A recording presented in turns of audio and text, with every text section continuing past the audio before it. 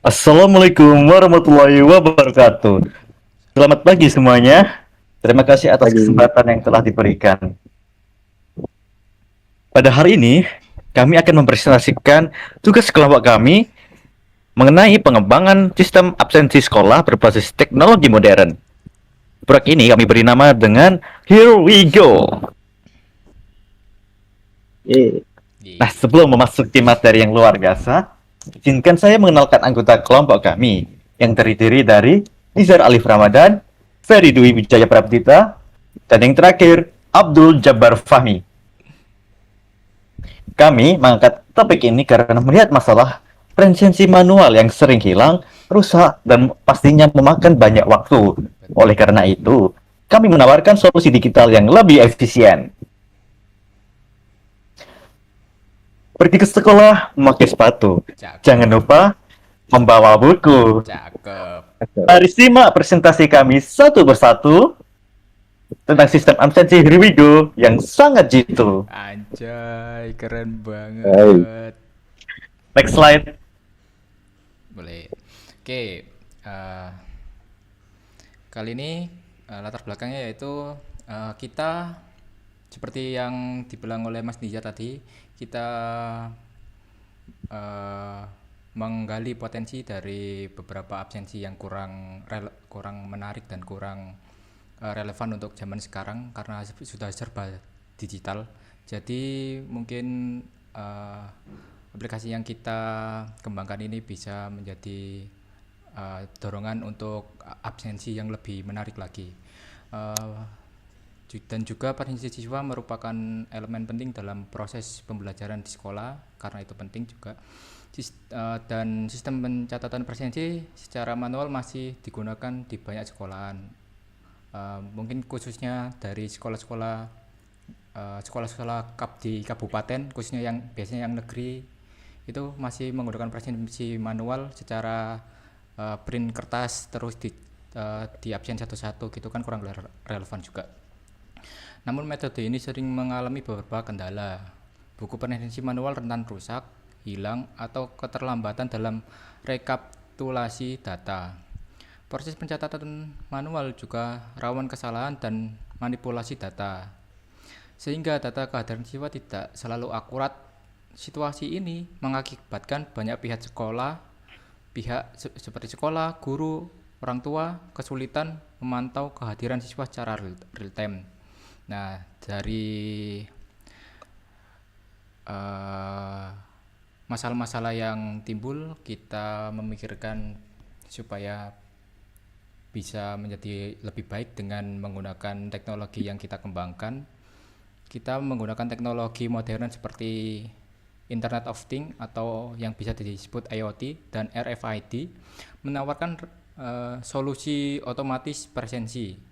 IoT memungkinkan beberapa perangkat terkoneksi untuk berbagai data secara otomatis, sehingga RFID memungkinkan identifikasi dan pencatatan kehadiran tanpa kontak langsung.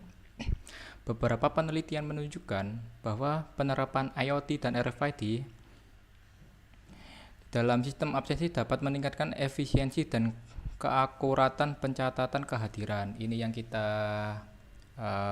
kembangkan saat ini. Jadi kita bisa meningkatkan absensi secara digital tanpa kontak fisik langsung dari mungkin gurunya. Jadi langsung siswa langsung absensi, langsung dicatat oleh sistem tanpa adanya kecurangan sama sekali.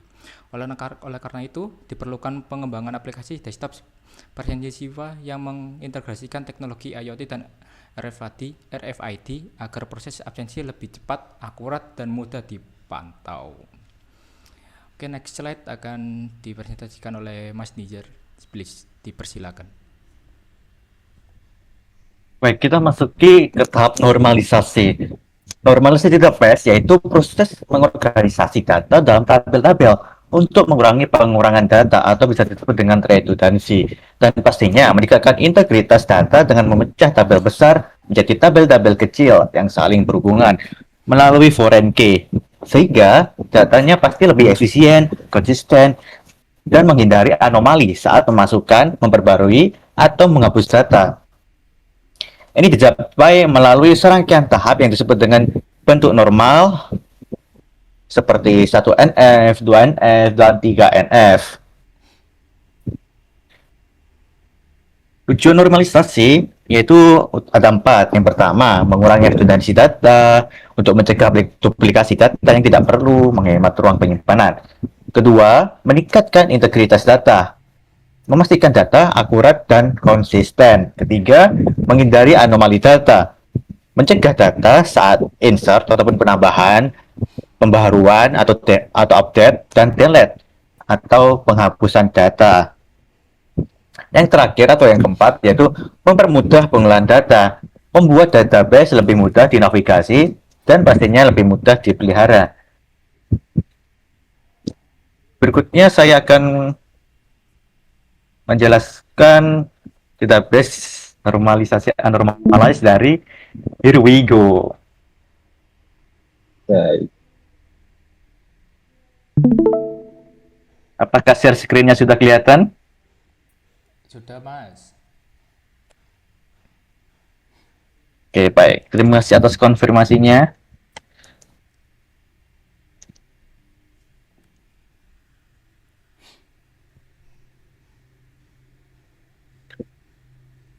Nah, kita sudah masuk ke normalisasi database.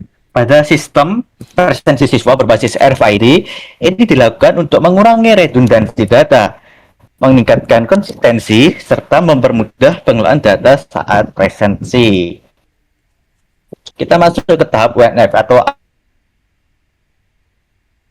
presensi masih disimpan dalam satu tabel besar. Di dalam tabel tersebut terdapat atribut yang memiliki lebih dari satu nilai seperti mata pelajaran yang berisi basis data dan BBO serta jam pelajaran yang berisi 7 dan 9. Selain itu, data siswa, kelas, guru, jadwal RFID, dan presensi masih tercampur dalam satu struktur.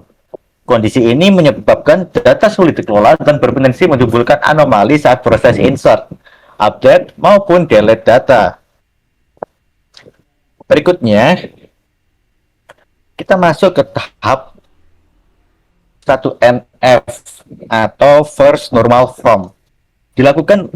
Pada tahap ini dilakukan pemecahan data agar setiap atribut hanya memiliki satu nilai atau bersifat atomik. Mata pelajaran dan jam pelajaran yang sebelumnya berisi lebih dari satu nilai dipisahkan menjadi baris yang berbeda. Dengan demikian, setiap baris hanya merepresentasikan satu kejadian presensi untuk satu mata pelajaran dan satu waktu tertentu. Meskipun data sudah rapi dan atomik, pada tahap ini masih terjadi pengolahan data seperti nama siswa, kelas, dan guru muncul berulang kali. Berikutnya kita memasuki ke tahap 2NF atau Second Normal Form. Pada tahap ini, permasalahan ketergantungan parsial mulai diatasi. Data yang hanya bergantung pada bagian kunci utama dipisahkan ke tabel tersendiri, jadi dipisah-pisah. Nah, data siswa dipisahkan ke tabel siswa, data kelas ke tabel kelas, data guru ke tabel guru, dan data mata pelajaran ke tabel mapel. Kurang lebih seperti ini. Sementara itu, tabel presensi hanya menyimpan data yang benar-benar berkaitan dengan proses presensi, seperti NIS, mata pelajaran, tanggal, waktu, dan status kehadiran. Selain itu, data RFID juga dipisahkan ke tabel khusus untuk menghubungkan kartu RFID dengan siswa. Dengan demikian,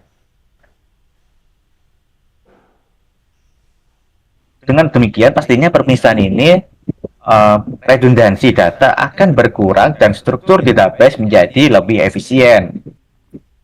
Kita masuk ke tahap terakhir yaitu 3NF atau bisa disebut juga dengan Third Normal Form, di mana pada tahap ini ketergantungan transitif itu dihilangkan.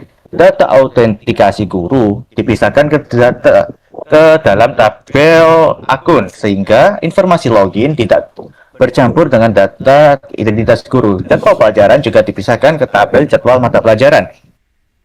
Agar informasi hari dan jam tidak berulang di tabel presensi. Tahun ajaran dan semester dibuatkan tabel terpisah.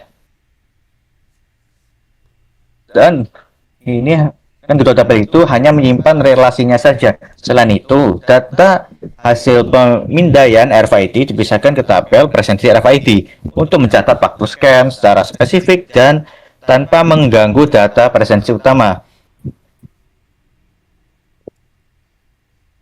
Nah, dengan menerapkan normalisasi hingga 3NF, database presensi siswa berbasis RFID menjadi lebih terstruktur, konsisten, dan siap digunakan dalam sistem yang berskala besar. Struktur ini memudahkan pengembangan fitur lanjutan seperti laporan kehadiran, rekap presensi, dan integrasi dengan sistem akademik lainnya. Dan pastinya database ini bisa menangani dua sistem sekaligus, dua sistem yang berbeda, mulai dari aplikasi siswa dan IoT sebagai perpanjangan tangannya. Oke, next slide ya. Nah, untuk ERD akan saya lanjutkan untuk dijelaskan. ERD atau Entity Relationship Diagram ini merupakan salah satu perancangan basis data sistem presensi yang kita kembangkan. ERD digunakan untuk menggambarkan struktur data secara konseptual, yaitu menunjukkan entitas apa saja yang terlibat dalam sistem serta hubungan antar entitas tersebut. Seperti yang terlihat, kalau di zoom sedikit, ada beberapa entitas yang ada di dalam ERD ini. Akun yang berfungsi untuk autentikasi pengguna dan pengaturan peran seperti admin atau guru. Lalu ada guru yang menyimpan data guru, lalu ada siswa yang menyimpan data peserta didik atau siswa, kelas, lalu ada kelas, mapel, jadwal mapel, presensi RFID, dan tahun ajaran. Untuk setiap entity dihubungkan dengan suatu relasi atau dengan dua titik atau kardinalitas, yaitu one to many, one to one, dan many to many. Hubungan entitas itu berarti semisal ini yang kelas dan tolong Mas Nizar. Nah, yang kelas.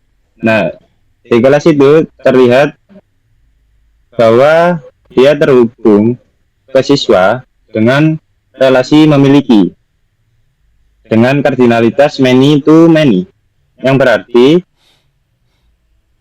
satu kelas memiliki banyak siswa dan satu siswa juga memiliki banyak kelas. Itu yang disebut relasi dan kardinalitas. Untuk lainnya juga bisa terlihat untuk siswa dan RFID itu memiliki kardinalitas one to one. Berarti satu siswa akan memiliki satu RFID dan satu RFID hanya dapat dimiliki oleh satu siswa. Dengan ERD ini kita dapat memahami gambaran umum alur data dalam sistem presensi sebelum masuk ke tahap perancangan yang lebih detail. Boleh Mas Nizar untuk dilanjutkan ke slide selanjutnya. Nah, ini merupakan perancangan yang agak sedikit lebih detail, yaitu CDM, Conceptual Data Model. CDM merupakan penyederhanaan, tapi berfokus pada penyederhanaan dari ERD yang berfokus pada struktur data logis dan aturan bisnis tanpa membahas aspek teknis database. Nah, fokus CDM ini, entitas dan relasi sudah diseleksi hanya benar-benar yang dibutuhkan. atribut bersifat konseptual dan belum memiliki tipe data. Tidak terdapat primary key maupun foreign key secara teknis.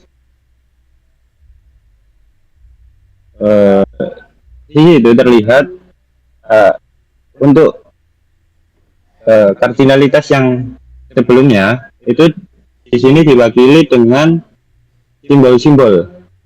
Itu ada kayak cakar 3, itu berarti many, dan untuk yang hanya lurus saja berarti itu one.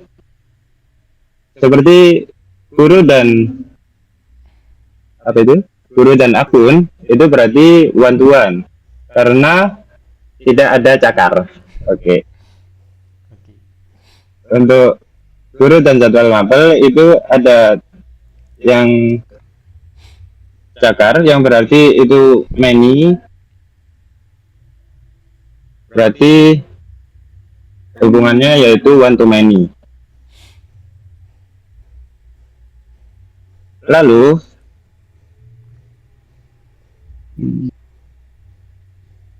dalam CDM ini akan disempurnakan lebih lanjut dalam struktur data yang lebih yang siap untuk diimplementasikan di database nantinya, yaitu pada PDM. Boleh lanjut ke slide selanjutnya, yaitu PDM. Nah, di sini sudah terlihat ada, tolong di zoom dikit, ada perbedaan antara CDM dan PDM. Di sini terdapat primary key pada CDM, yaitu sebagai identitas unik data. Lalu ada foreign key sebagai penghubung antar tabel. Nah, benar. Lalu ada tipe-tipe datanya, yaitu varchar, date, timestamp, dan lain sebagainya. Serta constraint untuk menjaga konsistensi data. Contoh implementasinya yaitu di situ terlihat tabel siswa memiliki primary key berupa niche. Nah, itu ada tabel siswa memiliki primary key berupa niche dan bertipe varchar untuk primary key-nya. Lalu tabel kelas juga memiliki ID kelas sebagai primary key dan varchar untuk tipe datanya. Dan lain sebagainya. Ini juga sudah mengikuti normalisasi yang telah dibuat di awal, yaitu untuk menghindari redundansi data sehingga data lebih efisien dan mudah dikelola. Dengan PDM ini, sistem akan siap diintegrasikan dengan aplikasi presensi dan perangkat RFID untuk pencatatan kehadiran secara otomatis dan akurat. Jadi kesimpulannya ada 3. Untuk pemodelan data, yaitu ERD digunakan untuk memahami gambaran umum sistem, CDM untuk memodelkan struktur data secara logis, dan PDM sebagai rancangan akhir yang siap untuk diimplementasikan di database nanti. Dengan perancangan basis data ini, sistem presensi diharapkan dapat berjalan secara terstruktur dan konsisten.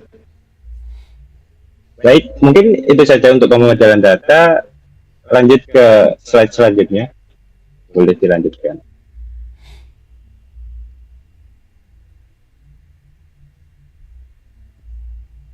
Cek apakah suara saya sudah terdengar? Sudah. Aman. Baik, terima kasih atas konfirmasinya. Berikutnya saya akan membahas mengenai hak akses sistem pada tabel admin. Nah,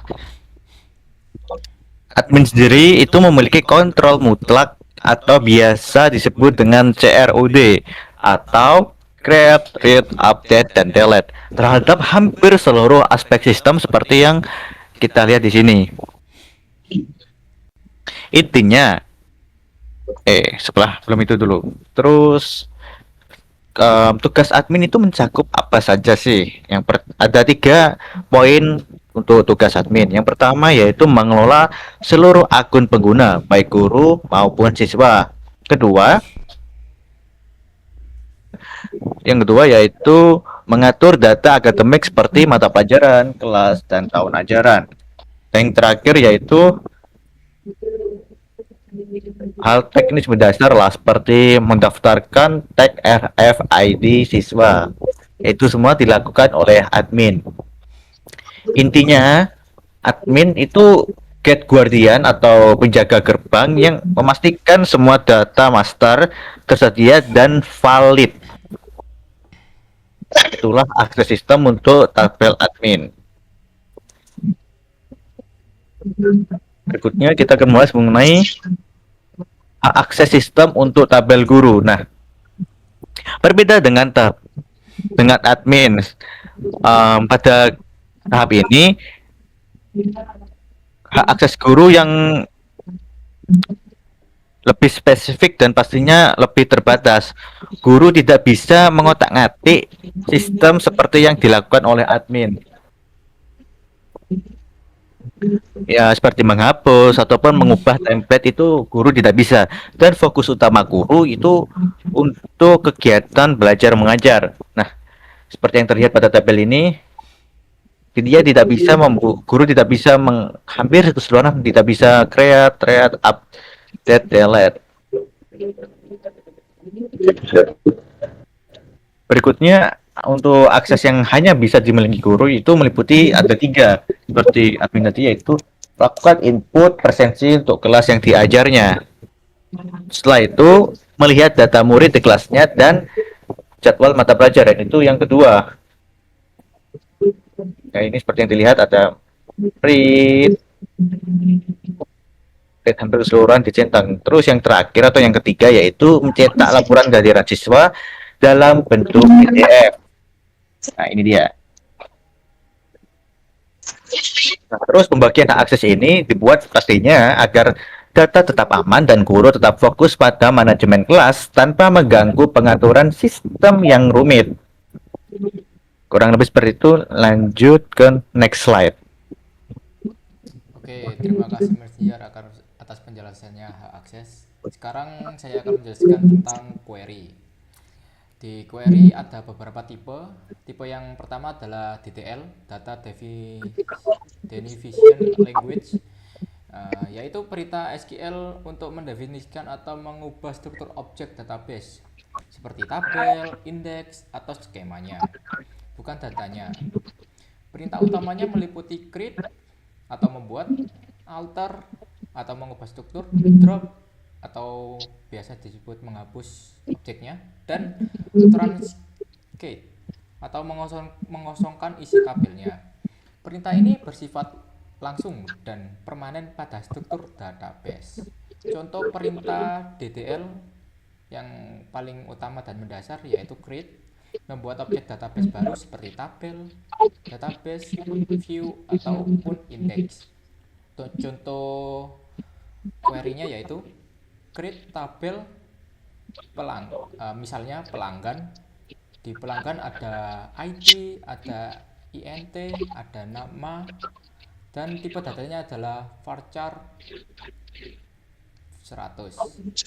Itu buat pengisiannya. Terus DTL here we go bisa dilihat itu Mas, klik dulu di laporannya.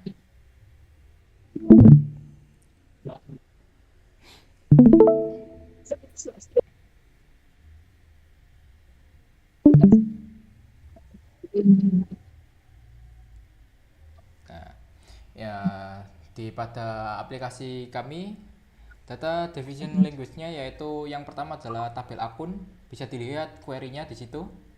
Create tabel akun yang di dalamnya ada ID user, in primary key berarti bersifat primary key, auto insertion, emailnya, tipe datanya yaitu varchar, password varchar, role-nya in6, bisa admin, bisa guru, bisa wali kelas. Terus create data, status, Tinity. Apa? Yang kedua yaitu tabel guru, bisa dilihat juga query-nya. Mungkin sama seperti query yang atasnya, tapi mungkin ada beberapa beda. Terus yang ketiga ada tabel mapel, yang keempat ada tabel kelas, yang kelima ada tabel jadwal mapel.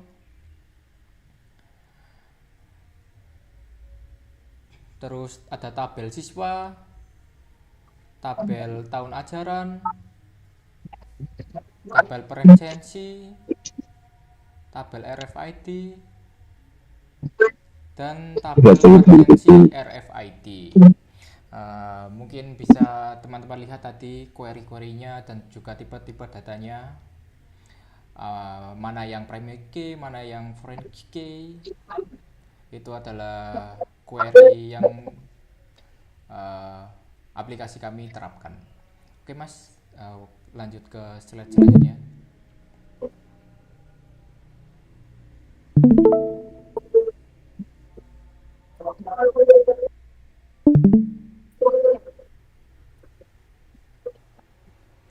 Oke, yang tipe yang kedua adalah DML atau Data Manipulation Language, yaitu perintah SQL yang memanipulasi data di dalam database, seperti menambahkan insert, mengambil atau bisa disebut select, memperbarui atau update, dan menghapus atau delete dari data tabel yang disediakan, tanpa mengubah struktur tabel itu sendiri. Jadi yang di otak-atik adalah isi tabelnya.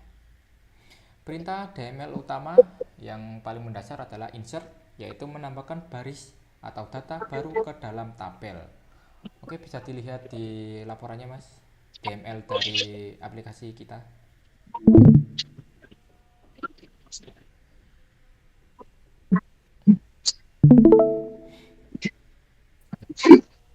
Nah, DML dari aplikasi Here We Go ada akun di sini. Query-nya yaitu insert into akun. Di situ ada tabelnya, ingin diisi apa aja. Di akun ada email, ada password, ada role, ada create and all, atau ada status. Values admin adalah admin Here We Go, semisal admin@herewego.com. Semisal passwordnya adalah admin 123, role-nya adalah admin, dan statusnya sekarang active now. Terus ada DML dari Here We Go, ada lagi yang kedua adalah guru. Bisa dilihat juga query-nya di situ. Mungkin mirip-mirip dari akun, dan juga yang ketiga ada mapel. Terus yang keempat ada kelas, yang kelima ada jadwal mapel.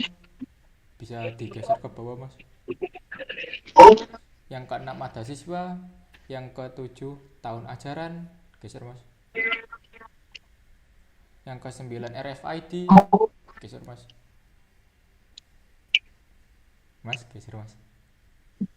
Yang ke-10 ada presensi RFID. Oke, itu query-query yang ada pada DML database Here We Go. Bisa dilanjut ke itu Mas, selanjutnya.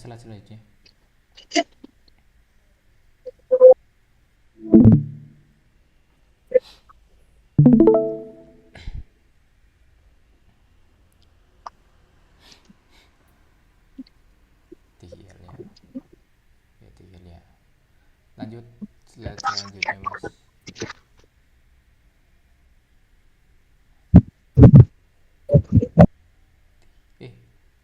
Sebelumnya. Nah, ini. Oke, yang tipe query yang terakhir adalah DQL, Data Query Language, yaitu perintah untuk memungkinkan pengguna mengambil, menambah, memperbarui, menghapus, dan mengelola data dalam database.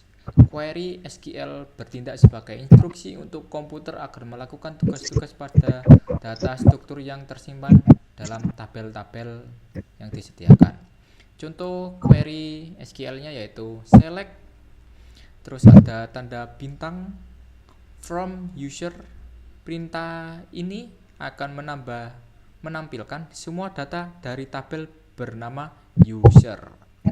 Terus ada select nama underscore product harga from product where stock lebih kurang dari 10. Perintah ini akan menampilkan kolom nama produk dan harga dari tabel produk, tetapi hanya untuk produk yang jumlah stoknya kurang dari 10 karena ada kurang dari 10. Data query language, here we go, bisa kita lihat di laporannya. Silakan Mas.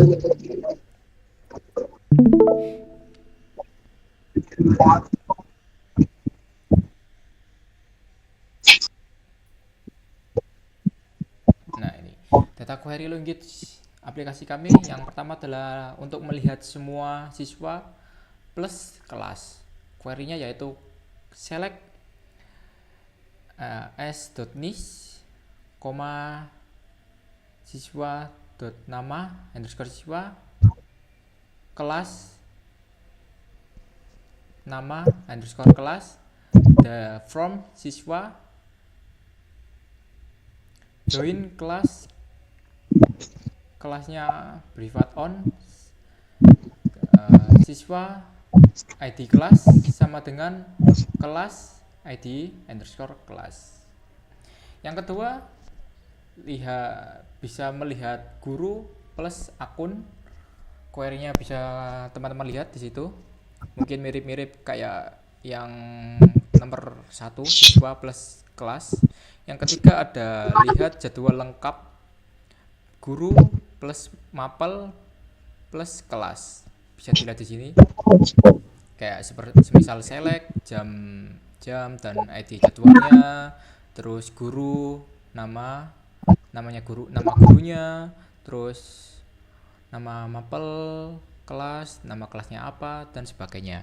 Yang keempat adalah lihat preferensi lengkap. Terus yang kelima adalah lihat preferensi RFID. Yang keenam lihat jadwal tahun ajaran. Oke. Dari ketiga tipe query tersebut saling melengkapi juga dan fungsinya juga berbeda-beda tergantung konteks query-nya. Oke, bisa dilanjut next slide, Mas.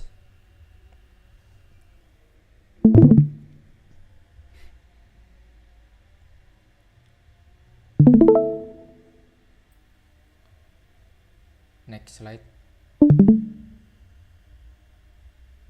Oke, next slide akan dijelaskan oleh Mas Dijar. Dipersilakan.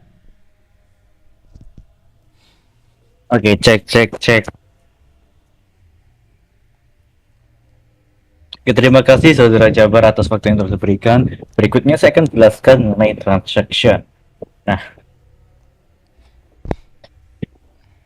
yang pastinya untuk menjaga keamanan data saat proses berlangsung, kami menggunakan konsep ini yaitu transaction. Transaction memastikan serangkaian operasi database dianggap sebagai satu kesatuan unit kerja yang atomik. Prinsipnya yaitu berhasil semua atau gagal semua. Contohnya, saat kita update status kehadiran, jika proses berjalan lancar, sistem akan melakukan commit simpan permanen. Nah, namun jika gangguan di tengah jalan, misalnya mati listrik atau koneksi putus, sistem akan otomatis melakukan rollback atau kembali atau gagal lah. Ini menjamin data absensi siswa selalu akurat dan tidak ada data yang menyangkut atau rusak di tengah proses. Seperti contohnya query-nya ada di sini. Seperti yang saya sebutkan tadi, kalau gagal di tengah jalan, otomatis bisa rollback. Oke, berikutnya mungkin saya akan menjelaskan yang ada di laporan.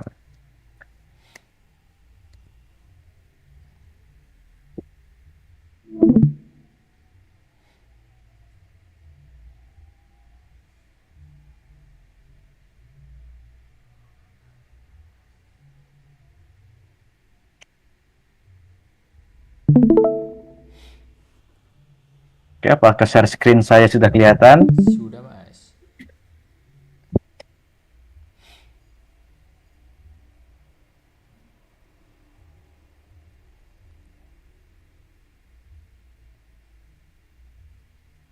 Nah, ini dia.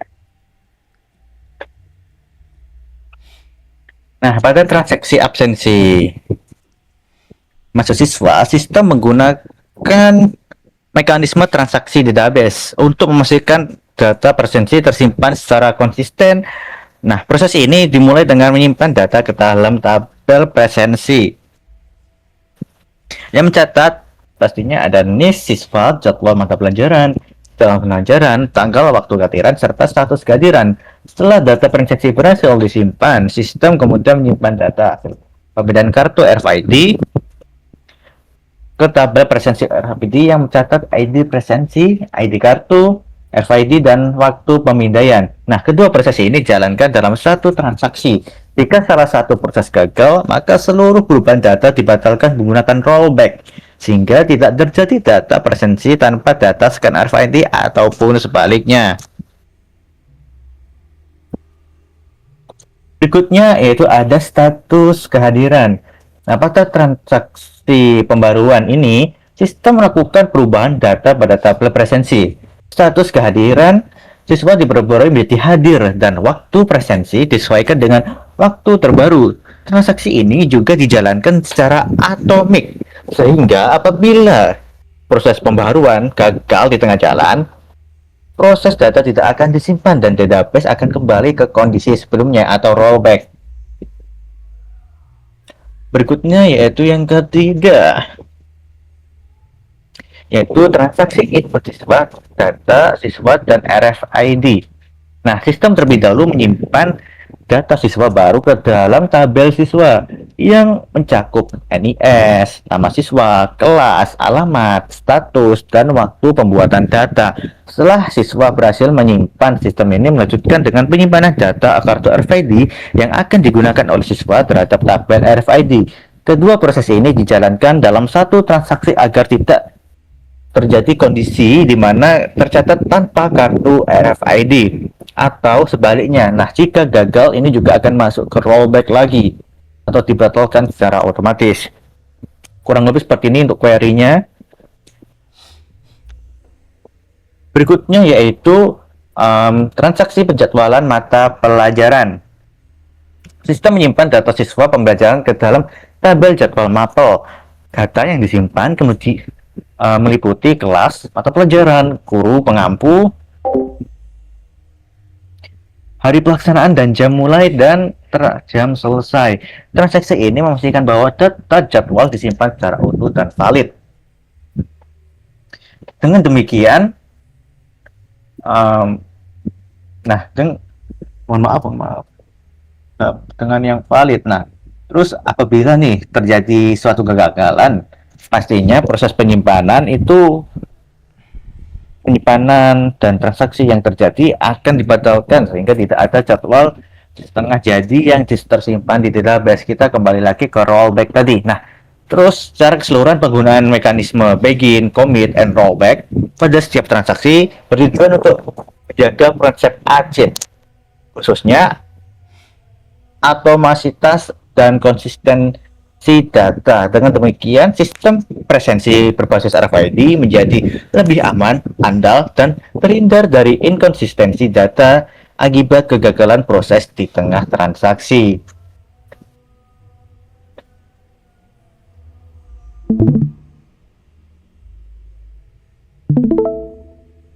Nah, next slide. Terima kasih.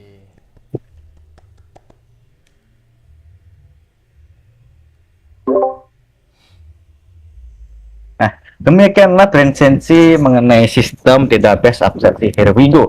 Kami berharap sistem yang mengintegrasikan IoT dan RFID ini dapat menjadi solusi atas permasalahan presensi manual yang ada di sekolah saat ini. Terima kasih juga atas perhatian Bapak dan yang menonton. Jika ada pertanyaan atau masukan, kami persilakan pastinya di kolom komentar. Sebelum kita tutup, mari mohon berikan saya izin untuk pantun terlebih dahulu. Beli nasi di warung Bu Asih. Cakep.